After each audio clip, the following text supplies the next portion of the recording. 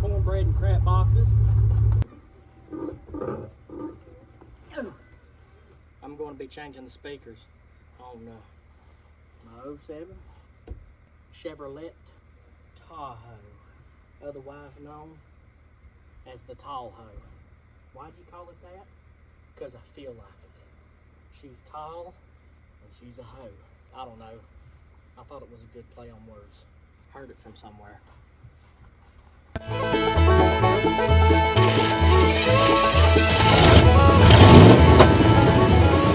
the way, if you haven't yet, make sure you like, subscribe, and leave me a comment down there. I'm always open to comments. So that way, y'all can get some more of this cornbread content I'm trying to push out. He likes it. That's all he can do is throw up his thumb. My wife, for my birthday, bought me a radio, and the other day I put the radio in. It's a aftermarket Pioneer. We got the aftermarket kit and everything, fitted it in there. It looks pretty good. I'll show you that here in a minute. Got it fit in and everything, and boy did it sound good. But just to only find out that only one speaker was working, and it worked for about 10-15 minutes. And then it went out, and all I could hear was the tweeters. It had been doing this for a while. I think since I first bought it, the speakers were going out, and I just didn't notice it because they didn't sound too bad. It actually sounded decent. But what I don't understand is, how can 4 speakers just go out? So I did a little research, and apparently where the window rolls up and down, water can leak down inside your door, but apparently it drips down a wire right on top of your speakers and causes them to short itself out. Either that, or I just got a Tahoe that was hit by lightning, and the only thing that went out was the speakers. That's the only other thing I can think of. But not to worry, we ain't got to worry about that too soon. Hopefully, if it don't start raining. It's about 100 degrees out here, and it feels like the humidity's at 100%. Well, I bought off of Walmart.com powerbass auto sound, 120 W's, plug and play. That's the important thing here. Factory upgrade. So basically what I'm saying is they're OEM direct fit, which means I don't have to change much, and I can just throw them in there and hopefully plug them in. I've never used this brand before. I had a buddy of mine that said a friend of his had a sub in the back of his truck or car or whatever he had, and it sounded pretty good. So I'm hoping that these sound good. They last the life of the vehicle. Maybe we can bump a little music, listen to a little bit of Kenny Chesney, maybe some Tim McGraw. Not only country, I listen to other stuff too. Dr. Dre, Tupac, M&M's, things of that nature. But anyway, I'm gonna quit yapping, and I'm gonna show y'all what I got going on here. We just open that little lever right there and just pull that off. Open this right here, pop that off, and there should be something right there. Take this thing off and break an ear off of it when you do. Make sure you break all these clips that lie along this door panel. Take out the thingamadobob that works the lever, and then you'll be able to remove this. Take that speaker, yeet it over there somewhere, put your new one in, plug it up, and see how good she sounds. There is the radio that I installed. It is a Pioneer. She fits a little tight in there. It looks a whole lot better than the factory radio ever did, and I got Bluetooth and Sirius XM now if I want it, Apple CarPlay, hook a USB up in there, I mean, all kinds of stuff. You could be 2 minutes in this kind of weather and get swamp bug. Oh, this kind of weather? Yeah. Like so.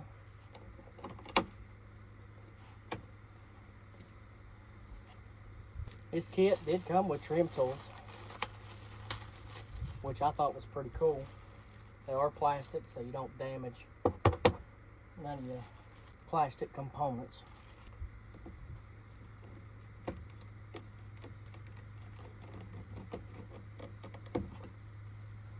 This is what I'm talking about.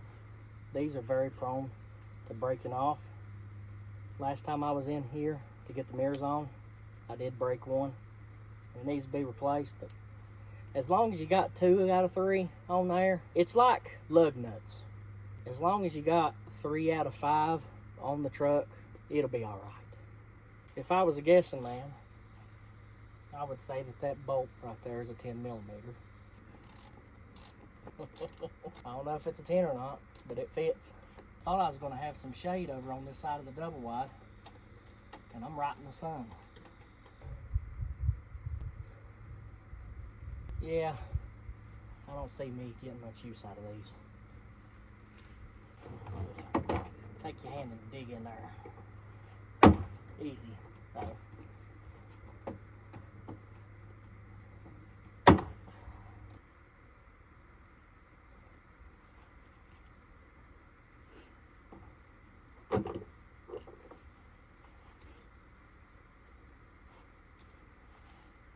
Don't forget about the little space underneath here. It doesn't even look like it would come out, but it does, and it has 1 out of the 2 bolts that's supposed to go in it. I thought I put all of them back. I might have not.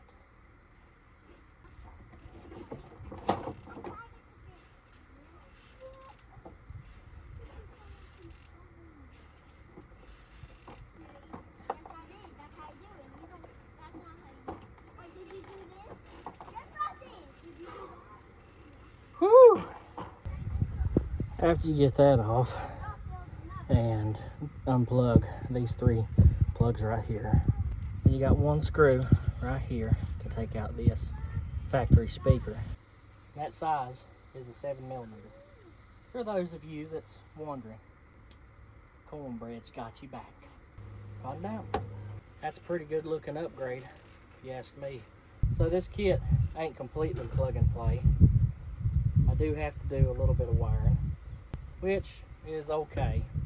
I would have rather just been able to connect that up to the speaker, and I would have been done with it, bolt it right up, turn it on, see if it sounds good. But I've done this multiple times before. It's not going to hurt me to plug them together, take a lighter, and put a little bit of shrink tube on there. Okay, so just to let y'all know, on your driver front door, your tan is the negative and your light gray is the positive.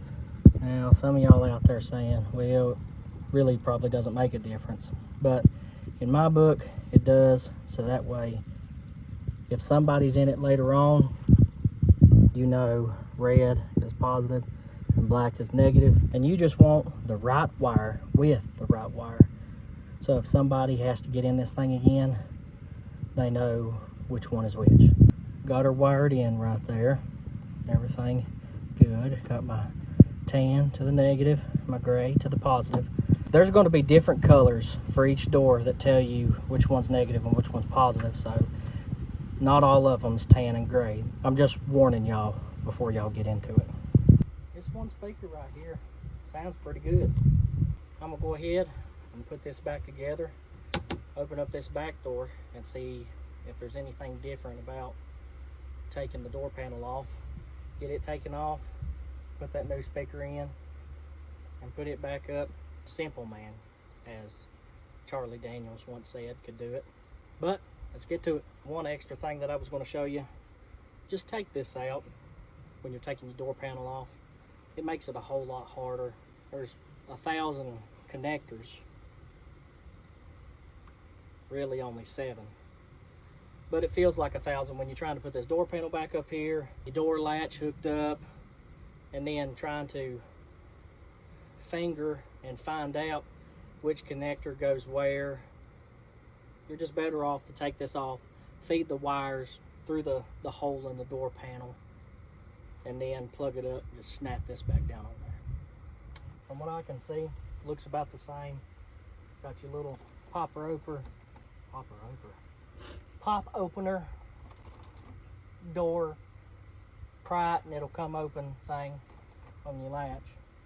You pry this up, take this little panel out here, take this little panel out here, probably 2 bolts right here, 10 millimeter if I was to guess. Probably one right here, and then replacing the speaker is about the same. Nope, I told you wrong. Only 1 bolt on these wires. The brown is positive and the yellow is negative.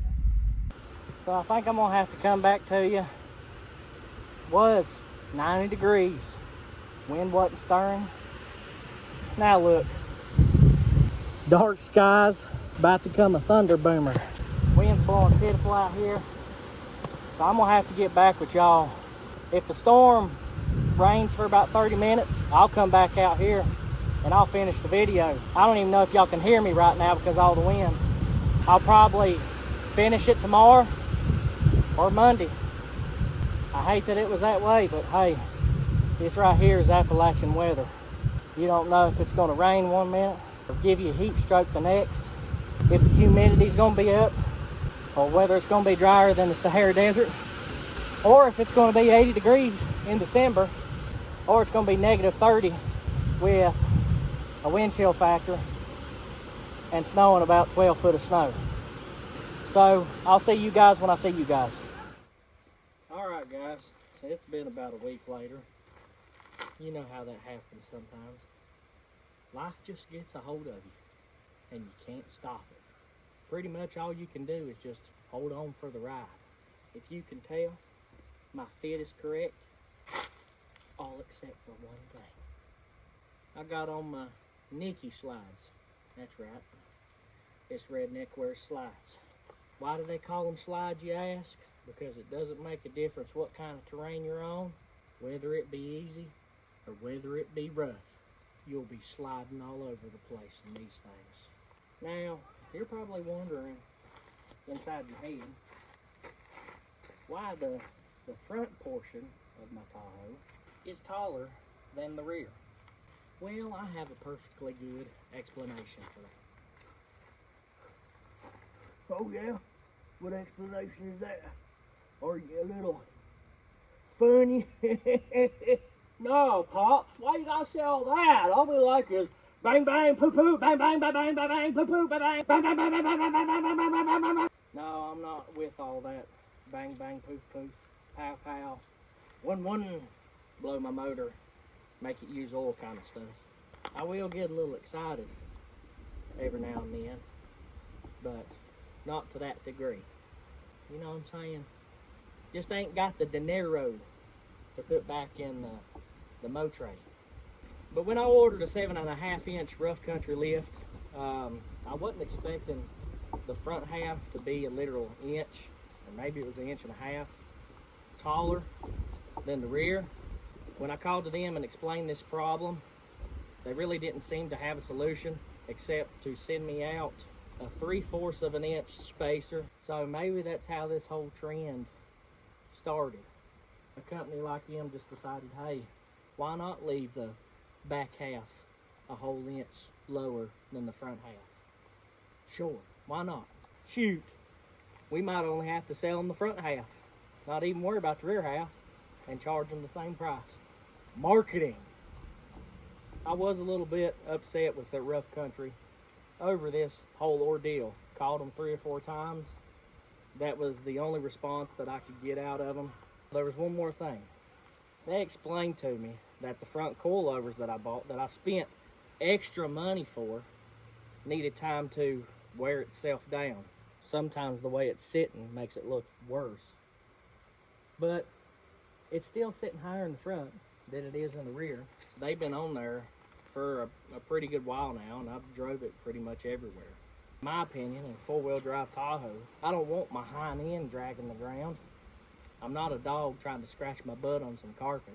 I'd rather have it raked in the front a little bit instead of squatted. Boy, I got way off track. This video is supposed to be about the speakers that I got in there. By the way, I already installed them. They sound pretty good. I'm gonna let you listen to them. So we're gonna find a non-copyright song.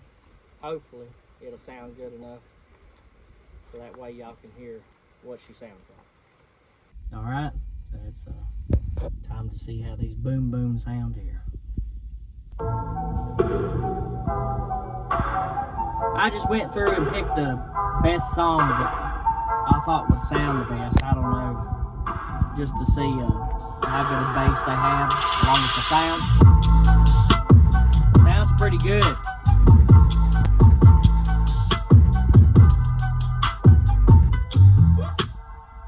That was different.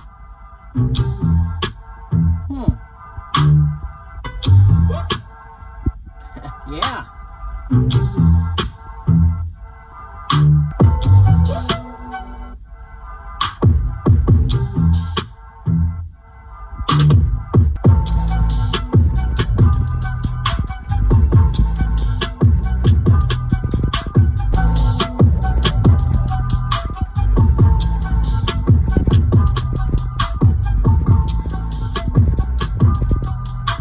Well, I seem to think she sounds pretty good. Hopefully this song is actually no copyright. It sounds way too good to not have a copyright. That way y'all can hear it. And if you don't, you'll just see clips of me dancing to some beat with no music and it just being quiet. But that should be alright too. Me dancing to no music probably looks funny. So, I can officially say that the powerbass audio system, that is plug and play. And yes, I found out later on that it was plug and play. As I'm always doing, I'm never looking at anything or even reading a piece of paper that comes with it, or maybe even looking at the possible destructions that it comes with. The plug-in was at the top of the speaker instead of at the bottom of the speaker. I got them plugged in, wired in, plumbed in, whatever you want to call it. It sounds good, a whole lot better than what it used to, because I would have one speaker that would cut in and out, and all I would be listening to is the tweeters. I really just wanted to show y'all the majority of what the process of putting the speakers in and how they sounded. And I'm pretty impressed with what it is. A Pioneer double DIN unit from Walmart, and powerbass speakers that I ordered off Walmart.com. They were a little bit more expensive than what you could just go grab off the shelf, but worth it a whole lot more in my eyes and my view, because you was able just to take the old ones out, put the new ones in, and plug them up, be ready to go, even though I didn't do it that way. Appreciate every one of y'all that's watched this video. Please like, comment, share, subscribe, do all the fangled stuff. Hit that bell, smash that bell, kick the bell, throw the bell out, bring it back in. Just do something with the bell, is what I'm saying. Maybe next time we'll get back on copper and see what that brake problem is, fix it, and then maybe actually take it for its first test drive out on the road in. I'll have to look at the old video. Y'all remember how many years it's been. My mind, I have brain fog. But one thing I'll always remember, as always, we'll see y'all fellers later.